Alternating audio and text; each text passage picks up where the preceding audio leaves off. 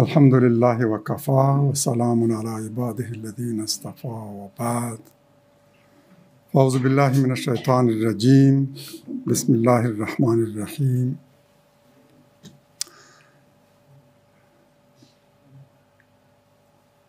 دې درسي حلقې لپاره مو یو نوی عنوان انتخاب کړی: دین او سیاست. زمینه کې به په دې باندې بحث کوو چې اسلامي نظام به څنګه وي، زعیم او مشر به څنګه ټاکل کېږي،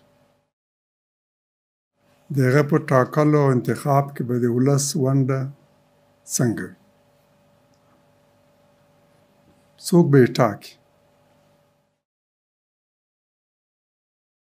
څنګه به غوره کېږي. دا او دې ته ورته مسایل به انشاءالله تر همدې عنوان لاندې څېړو.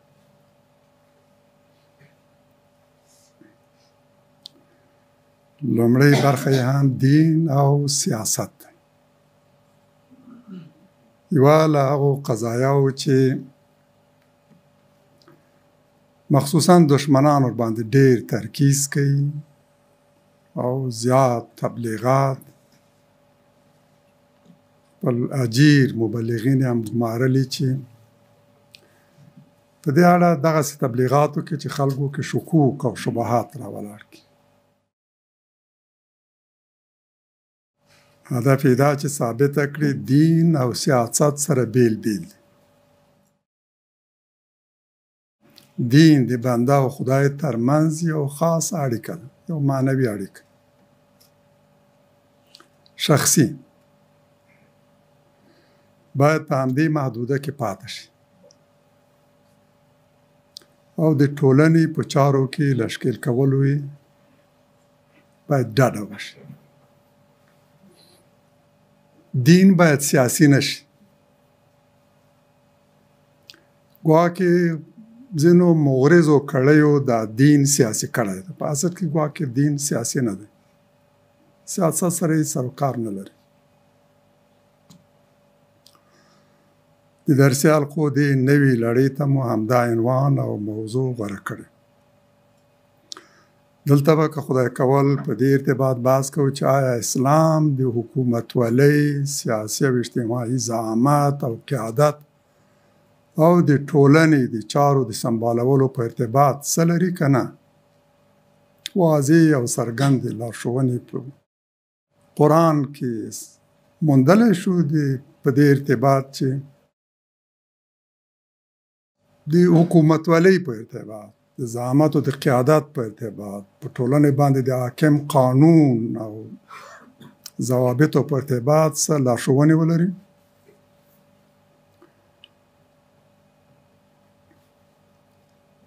آیا اسلام د هغو قضایاو په اړه بحث کړی او لارښوونې لري که نه چې په حکومت پورې مربوطې دي، لکه قانون، قضا، محکمه او محاکمه، د جایز او ناجایز په اړه احکام، مجازات، مکافات او دې ته ورته نور مسایل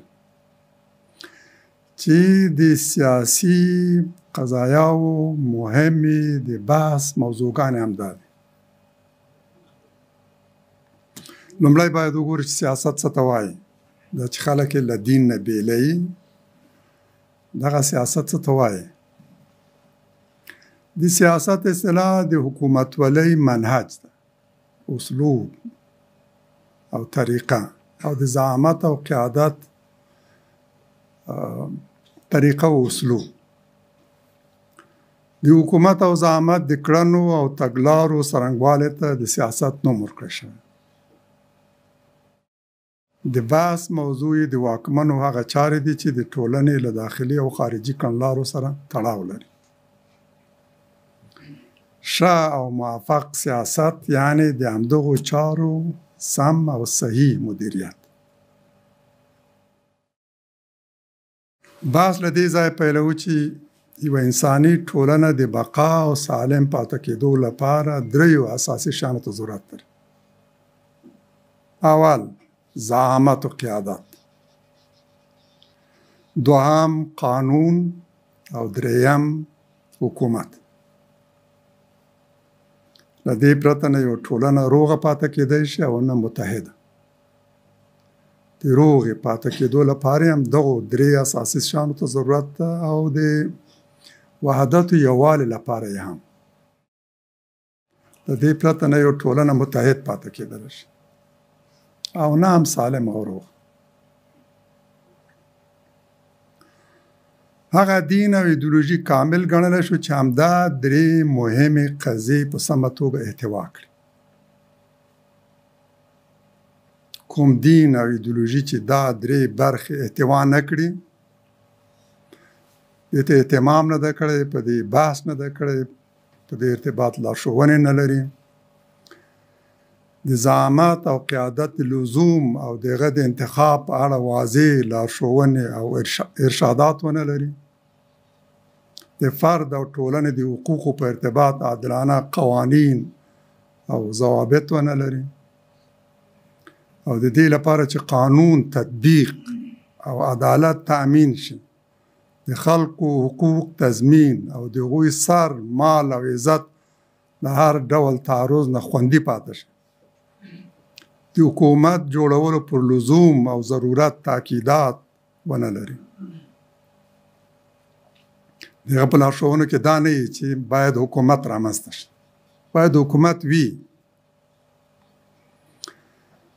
او د ښه حکومت او حکومتولۍ رامنځته کولو وړتیا ونه لري. هغه دین، هغه مذهب، هغه مسلک او منهج، هغه مکتب چې د ښه حکومت او حکومتولۍ د رامنځته کولو وړتیا ونه لري،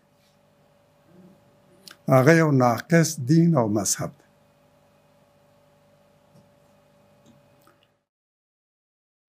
د حکومت اساسي دندې دا دي: قانون پلي کول. کوم دین او مذهب چې قانون ولري، طبیعي ده دغه د پلي کولو لپاره باید یو نظام هم ولري. د حکومت اساسي دنده همدغه ده چې قانون پلي کړي. امنیت او عدالت تامینول،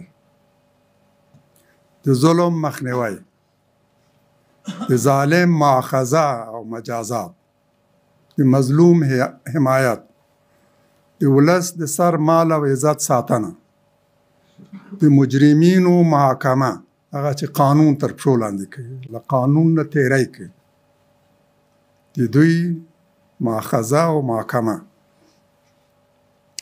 د لانجو د حل لپاره قضایي سیستم درلودل،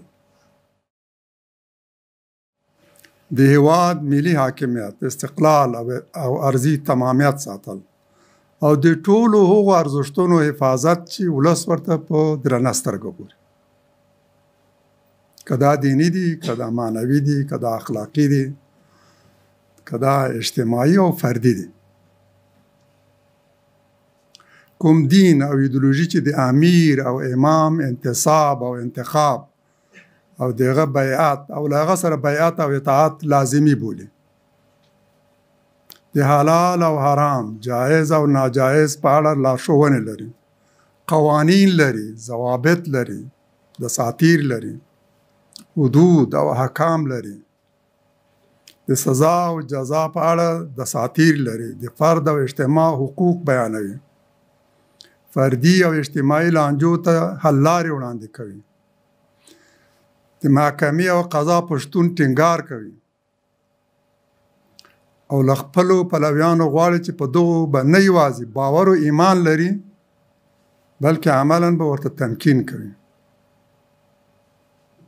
د دې معنا دا ده چې دا دین او ایدئولوژي یوازې یو فکري او اعتقادي مکتب او مذهب نه دی، او یوازې پر فکري او اعتقادي قضایاوې بسنه نه ده کړې، بلکې د حکومتولۍ او سیاسي چارو په اړه هم خپل لیدلوری او ځانګړې تګلاره لري.